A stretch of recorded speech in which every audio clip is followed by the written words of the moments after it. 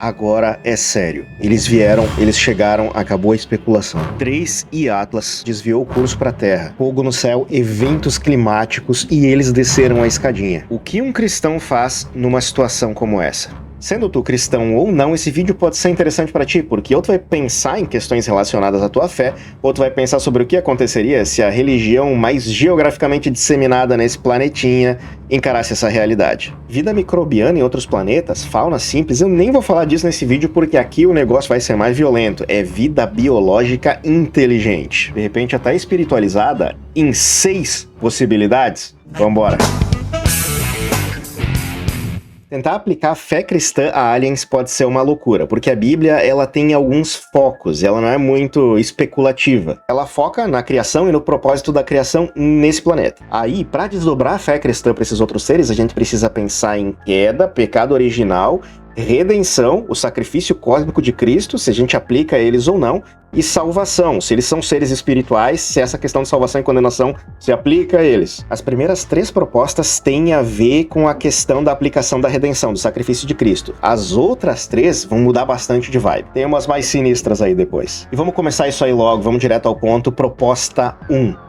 Eles existem, não precisam ser perfeitos nem santos, podem ter passado por uma queda, ou seja, conhecem a maldade, sabem ser más, mas o sacrifício de Jesus é capaz de ser aplicado a elas. Veja bem, antes de tu enlouquecer nos comentários aí, caso tu discordes, lembra que eu vou falar de 6. Essa é só uma. Nessa proposta, o sacrifício de Jesus é suficiente para todas as raças, vamos pôr assim. Um sacrifício efetuado pelo próprio Deus, infinito em sua grandeza, tem também valor infinito e suficiente. Se nós entendêssemos eles como seres inteligentes, biológicos e racionais, a gente talvez ia aplicar aquela lógica de Agostinho, né, de que a racionalidade e a consciência espiritual são características humanas, logo nós poderíamos os considerar humanos. E isso seria suficiente, isso e a consciência do valor infinito do sacrifício, para que nós nos sentíssemos na liberdade de evangelizar essas criaturas. Se eu não me engano, alguns teólogos católicos defendem essa possibilidade também. Porque aprove a Deus que nele habitasse toda a plenitude e que, havendo por ele feito pelo sangue da sua cruz, por meio dele reconciliasse consigo mesmo todas as coisas, tanto as que estão na terra como as que estão nos céus. Colossenses 1, 19 e 20. Esse texto não está falando sobre alienígenas, tá? Ele claramente não está no texto bíblico. Ele é mais importante mesmo para a gente entender a abrangência do poder, da efetividade do sacrifício de Cristo, que é capaz de tocar todas as coisas em toda a realidade. Cristo subjugou sobre a própria autoridade tudo no universo com esse plano de sacrifício e redenção. Toda a autoridade foi dada a ele nos céus e na terra. Quem pensa assim geralmente vai fazer uma leitura, por exemplo, de João 1:1, no princípio era o verbo e o verbo se fez carne, tendo carne como algo não restrito à humanidade, mas algo mais abrangente. E de fato a palavra carne, que é sarx no original, não precisa necessariamente se referir à humanidade. Então carne não se restringindo necessariamente ao ser humano, mas a ser biológico. Não qualquer ser biológico, mas a todo ser biológico espiritual que a gente poderia configurar nesse sentido como humanidade. Desdobrando de novo aquela ideia de Agostinho, de que racionalidade é uma atribuição humana, então se existem outros seres racionais, ainda que fisicamente bem diferentes, eles vão ter uma origem comum e vão ter vindo aí, por exemplo, a partir de Adão e Eva. Agostinho não defendia isso, a gente tem que respeitar o espaço da galera especular, tá? E não considerar tudo doutrina. Problemas com essa ideia a gente teria em algumas vias dela, por exemplo, a de ver a origem deles como partindo de Adão e Eva, porque eventualmente nós entenderíamos que eles não têm essa mesma origem comum com a gente. Se bem que se os alienígenas fossem humanoides, como geralmente esses famosinhos são, eu comentei isso no vídeo anterior,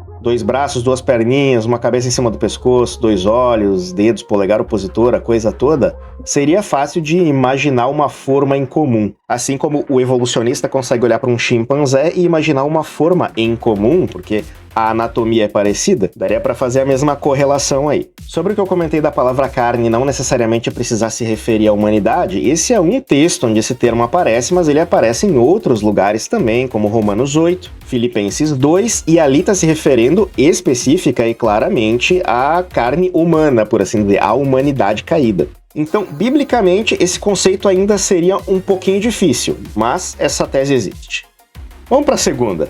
Os mundos não caídos. Alienígenas existem, mas esse negócio todo de redenção que a gente está falando não precisa se aplicar porque eles não passaram pela queda. A queda é uma coisa humana. Só o ser humano pecou, então o problema era para ser resolvido aqui mesmo. Isso eliminaria várias dificuldades. Se eu estou bem certo, o adventismo acredita em algo assim também, de que houve várias criações em vários planetas, houve vários jardins do Éden, várias árvores do conhecimento do bem e do mal também, mas os únicos que escolheram se rebelar contra Deus foram os seres humanos aqui na Terra. Entender que a redenção e sacrifício de Jesus focam no ser humano da Terra é bem mais fácil teologicamente. Ele passa por tudo como humano, sofre como humano, morre como humano, pagando preço no lugar dos seres humanos. Essa ideia de que a redenção foi específica poderia ser confirmada em alguns textos, como em Romanos 5,12, assim como por um só homem entrou o pecado no mundo, se referindo a Adão, e pelo pecado a morte, assim também a morte passou para todos os homens,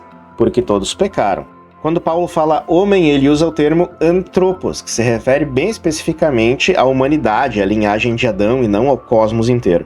De um só fez toda a raça humana para habitar sobre toda a face da terra, Atos 17:26. A humanidade aqui é a que habita na terra. Claro que esses termos mundo, terra e existência, às vezes as pessoas interpretam como convém a cada linha a ser defendida. Eu acho que pelo menos Deus não permitiria esse contato com a gente, por causa de toda a questão do pecado, da queda e tudo mais. Imagina o problemão. Até aquele conceito de Deus ter fechado o jardim do Éden em Gênesis e ter separado as coisas dá a entender que ele não permitiria esse contato. Um livro que trabalha com uma ficção que vai nessa direção de uma forma bem interessante, trabalha questões relacionadas à criação também, queda e redenção e tudo mais, é Perelandra, do C.S. Lewis. Lewis foi um dos primeiros a escrever ficção cósmica de viagem interplanetária, então vale a pena bastante ler a trilogia cósmica se tu não conhece. Outra coisa é aquele conceito de que a criação física, a natureza geme como em dores de parto, aguardando a redenção dos filhos de Deus. Isso está em Romanos 8, se eu não me engano, e dá a entender de que a criação toda foi afetada e não haveria um espaço da criação que foi preservado nesse sentido. E aí, obviamente, a gente fala daquela criação material descrita em Gênesis, por exemplo. A gente não está se referindo ao universo espiritual, aos reinos celestiais e tudo mais. Terceira proposta. Vamos ver umas coisas bem interessantes ainda aí. Existem outros seres inteligentes aí pelo universo, seres biológicos, eles também caíram, mas diferente da primeira proposta que a gente falou, Jesus não encarna só aqui na Terra, a gente está falando de múltiplas encarnações. É como imaginar aquele contexto que a gente falou antes, de vários planetas, várias civilizações pensadas e criadas por Deus, vários jardins do Éden, e muitos deles, ou todos, pecaram, e Cristo encarna em cada um desses planetas, passa pela experiência de cada uma dessas raças e paga o preço por cada uma dessas raças. E aí, de repente, nós encontraríamos essas raças e descobriríamos que elas têm histórias muito parecidas com a nossa. E elas tinham religiões onde as pessoas sacrificavam coisas e pagavam penitências e faziam ritos para tentar alcançar a divindade perdida, quando foram surpreendidas pela própria divindade, o próprio Criador, se fazendo uma delas e pagando o preço da ofensa que era delas, completando todo o trabalho que elas não teriam como fazer para se redimir com o Criador. Problemas com isso, se a gente fosse para a teologia, temos dificuldades no mínimo. Hebreus 9, 26 a 28 diz que Cristo ofereceu-se uma só vez para tirar os pecados de muitos. Claro, isso se refere à história humana, não bateria o martelo no sentido de não haver outros desdobramentos em outros lugares. Mas dá a entender que seria uma vez só. E como nós falamos antes, esse ato de Cristo, no nosso mundo, no nosso pequeno ponto pálido, abala as estruturas de todo o universo. Ele não precisaria de múltiplas encarnações. Agora a gente vai mudar um pouco a vibe do negócio. Quarta proposta. Existem, se apresentam como seres espirituais, imateriais, às vezes desencarnados, têm um aspecto mais interdimensional do que interplanetário. Existem, mas são espíritos malignos, os mesmos que a gente chama de demônios.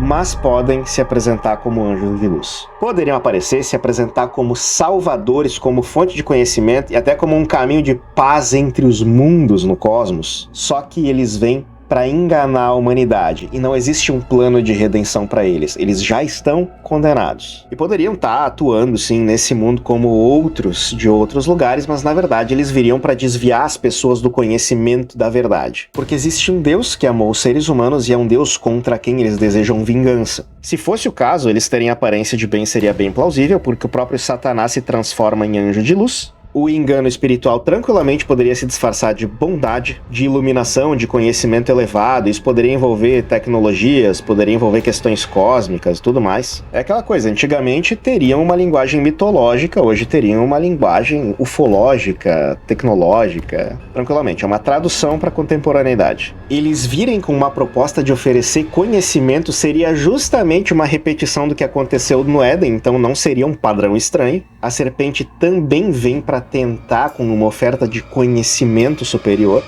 E segundo a Tessalonicenses 2, aí daria margem para que essas coisas também usassem sinais e prodígios para o engano. Poderiam ser inclusive sinais e prodígios tecnológicos para o engano. Paulo falou um pouquinho disso, né? O aparecimento do iníquo é segundo a eficácia de Satanás, com todo o poder e sinais e prodígios da mentira. Existe uma interpretação que desdobra o papel de aliens no Apocalipse também, mas isso vai ficar para outro vídeo. O destino desses é um só, não tem outro, biblicamente falando, né? Apocalipse 20, e o diabo que os enganava foi lançado no lago de fogo e enxofre, onde estão a besta e o falso profeta, e serão atormentados de dia e de noite para todo sempre. Fogo é um destino tenso, mas nem todo fogo é ruim. No Vilarejo das Velas, meu querido... Meu Deus, que link horrível... Dá uma conferidinha no site do Vilarejo das Velas. Esse canal não é monetizado, tá? Mas assim tu pode ajudar a gente e com vantagens pra você. São as melhores velas aromáticas que tu vai ter cheirado na tua vida, não tô nem brincando. Tem home sprays também pra quem gosta. Confere aí e usa o cupom do De Boinas, já que dá um descontinho e alegra teu dia, alegra tua rotina, alegra teu trabalho. É sério, confere o Vilarejo lá. Vamos pra quinta posição.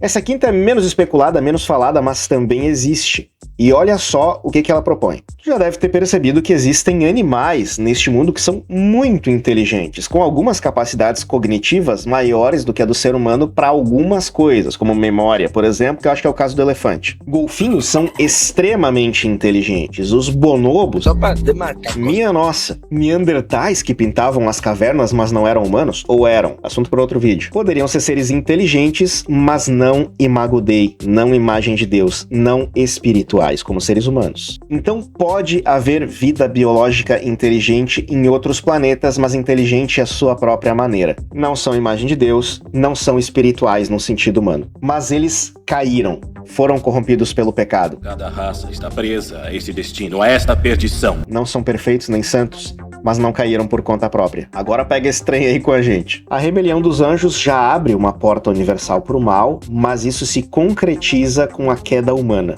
A autoridade sobre todas as criaturas é dada ao ser humano. O ser humano tem uma responsabilidade dada por Deus em relação à criação, e é por isso que a queda, o pecado, não afetam só os seres humanos, mas afetam a criação, e a terra geme como em dores de parto. Então, não existem múltiplas quedas, nem múltiplas redenções. Só uma queda, que é a queda humana, que afetou tudo, e só uma redenção, que é efetuada por Cristo, aqui na Terra, com os seres humanos como alvo. O efeito disso é aplicado a todo o cosmos. Essa aqui eu acho uma das mais fáceis de lidar, junto com aquela que aceita a ideia de vida simples, vida microbiana, fauna simples, flora, animais, outros, sei lá, exemplos de criação em outros lugares do universo. Eu, particularmente, não tenho problema nenhum com isso. Eu acho que fica difícil de lidar com vida inteligente, espiritual mesmo. Heterodoxa, mas até que bem palatável perto de algumas outras aqui, né? Sexta posição. Não existem, então não faz diferença. Só pode ser brincadeira. Não, tô de sacanagem. Mas eu acho que a gente precisa conversar sobre essa proposta que envolve a Terra rara e tudo mais, porque a gente tem que lidar com uma coisa aqui. Por que a vastidão do cosmos? Por que tanto planeta? Por que tanto tamanho? Por que tanta coisa? Considerando que Deus seria criador disso tudo, pra quê? Se não existe nada além da gente vivendo e olhando esse rolê. Qual é o objetivo disso? A hipótese da Terra rara não é teológica, tá? Ela é científica, é até filosófica, mas é a ideia de que é tão difícil o surgimento da vida que talvez tenha acontecido só aqui mesmo. E essa teoria, ela existe mesmo sem considerar Deus como criador. Ou a vida inteligente seria única, ou extremamente rara de ser encontrada. Christian Huygens, lá no século XVII, como eu comentei no vídeo anterior, já alegava que Deus, sendo sábio, não criaria um universo tão grande para que esse universo não fosse usado. Se Deus criou, deve ter uma utilidade, deve ter alguém habitando, usando essa coisa que Deus criou, porque se Deus criou, não criou para ser inútil. Bom, na teologia cristã, toda a vastidão do cosmos, mesmo que for inabitada, serve para mostrar um pouco sobre quem Deus é. Tudo que existe poderia existir revelando a glória de Deus, e esse já é um objetivo bastante honroso em si. Uma expressão do tamanho de Deus para nos instruir e até, talvez, para nos humilhar. Nos pôr no nosso lugar, sabe qual é? Jó sabe qual é, tu já leu o finalzinho do livro aí, Os céus anunciam a glória de Deus e o firmamento, as estrelas, os astros, tudo mais, anunciam as obras das suas mãos. Salmo 19:1. A humanidade, nesse sentido, poderia ter um papel central de glorificar a Deus percebendo todas essas coisas, mas não é porque a humanidade em si é o centro, é porque Cristo é o centro. Daí, por mais que o universo tenha bilhões de galáxias, bilhares de galáxias, né? Ele não precisaria ter um monte de raças, porque a função é revelacional e não populacional, por assim dizer. Deus quis criar um universo inalcançável, porque sim, porque ele quis, porque ele pode. E talvez criar um ser consciente, inteligente, espiritual, capaz de olhar para Deus, e mais do que isso, um ser eterno, como o ser humano é, talvez isso seja algo bem sério. E Deus não faça isso de forma leviana, ele tem um propósito com isso. Tão sério que Deus decidiu envolver um processo doloroso de sacrifício nisso, ao invés de simplesmente deletar essa galerinha que se rebelou e começar outra, porque afinal o universo é grande e o poder é grande também. Nessa coisa toda então, a vastidão do universo não contradiz o cristianismo, mas engrandece o Criador. Tem um documentário bem interessante que trabalha essa proposta do universo, revelando quem Deus é, que é Indescribable, o nome. É um documentário bem velho já, do Louis Giglio, mas tem no YouTube aí, disponível de graça, com uma qualidade de imagem meio mequetrefe, mas é bacana, vale a pena ver. Daí é isso, nenhum vazio cósmico é desperdício. É mais um silêncio litúrgico, uma expressão de adoração estendida no cosmos. C.S. Lewis disse o seguinte: a vastidão do universo não me incomoda, ela me parece uma forma de humildade imposta. Somos minúsculos, mas amados. E aí vai ter um monte de especulações além de tudo isso que a gente falou, como a de que Jesus é um alien. Ele poderia ser considerado um alien no sentido de não pertencer à Terra, porque ele existe desde antes da fundação do mundo, biblicamente, de forma que ele não pertence à Terra, mas a Terra pertence a ele, é outro jogo. Esse vídeo foi bem teológico, mas eu quero ouvir tanto tu que é cristão sobre isso tudo, quanto tu que não é. Com os teus pontos de vista, do ponto de vista da tua fé pessoal, o que tu tem a dizer acerca disso tudo? E se de repente tu tem alguns desdobramentos que vieram à tua mente enquanto tu ouvia aí, e quer ver mais sobre esse papo, pega esses videozinhos aqui que vão estar na recomendação. As especulações que já existiram na igreja cristã sobre alienígenas, e um papo sobre a repercussão de termos encontrado células orgânicas em Marte e como isso poderia impactar a igreja. É um pouco parecido, mas ao mesmo tempo é um outro assunto. Aproveita aí. Ativa esse sininho, porque vem mais coisa desse tipo por aí, tá bom? Beijo, valeu! Será que a Nova Jerusalém é um OVNI, velho? Ela vai descer sobre a Terra.